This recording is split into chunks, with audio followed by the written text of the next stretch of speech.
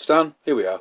Right, okay, quickie. I was going to try and do all my helmets today, what's left of them, through the week, but I'm not going to bother. I have had enough. I'm out videoed myself. But basically, I sort of do a quick one. M1 helmet clones. We all know the American World War II M1 famous helmet, and I believe they had a join on the rim here. And if you see my M62 German helmet video, they didn't have a rim, like a separate rim on here. I think I actually did that with a pair of pliers to try and make it look like that. But this one here, the first one, is a Belgian M51 designation, and it came in United Nations colours from a military surplus shop. So blue with the decal on the side. In hindsight, maybe should have left it as it was, but I decided in my own wisdom to spray it with camouflage paint. Not olive drab, because I didn't have olive drab, but it's come across okay. Take a look at it. It has the Riddle system type liner.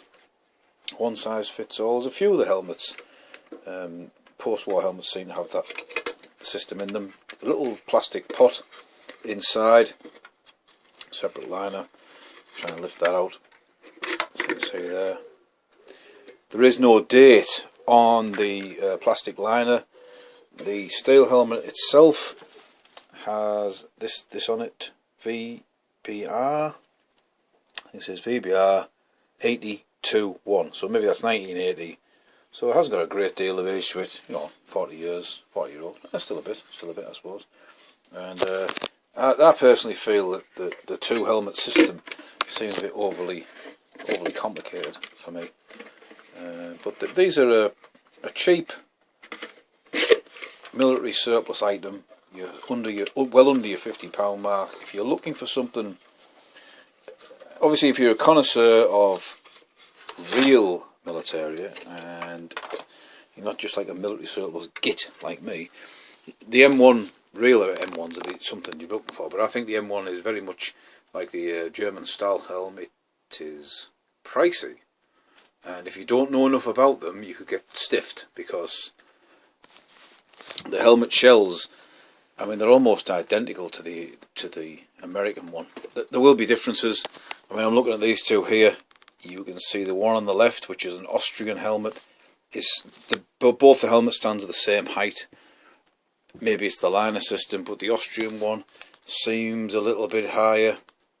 If you sort of line that up there with the old iPad, you can see seems to be more of a dome to the top of the dome, if you like. So I say, like, if you're looking for something to pretend it's an American M1, you could go worse than going down the military surplus route. This Austrian helmet has a completely different liner system. It has a more European tongue system that harks back to the sort of Second World War. This is a very large size. I have a very large head. I always try and buy them in my size. Now, I'll try and lift this one out. This does have a date in. There's no date on the liner. Oh, actually, there could be a 2 seconds. Always unscripted crap with me in it. Oh yeah, inside the liner there was. I can't do it with two hands. One hand, sorry. There, under one of the tongues, there was 90. So it might be that that's a later liner. And to be fair, if you look at the leather, it does look quite new. With the padding there, it looks more 1990s than anything else. And inside we have a date. Which is, it's very hard to do this when you're balancing them. Right, that's not working. Right, what about we turn it around there? Okay. So 68-1 BM 68-1. BM. So obviously January 1968. The actual government stamp there says 1969. So it's as old as me. That's a bit of history, isn't it, in itself? These helmets served well up until the 1980s, and there were various countries, or these types of helmets, the M1 clones, until they were superseded by the Kevlar helmets.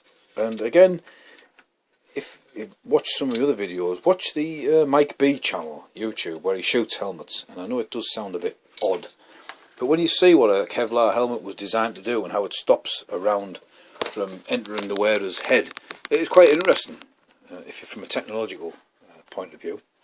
And you realise that steel helmets could never do that. Out of the two, if you put them on your head, the Austrian one is really heavy. It must be to do with the liner system. This one is a little bit lighter, but out of my, not including my Ortan French Algerian helmet, which is I think it's an M51 as well.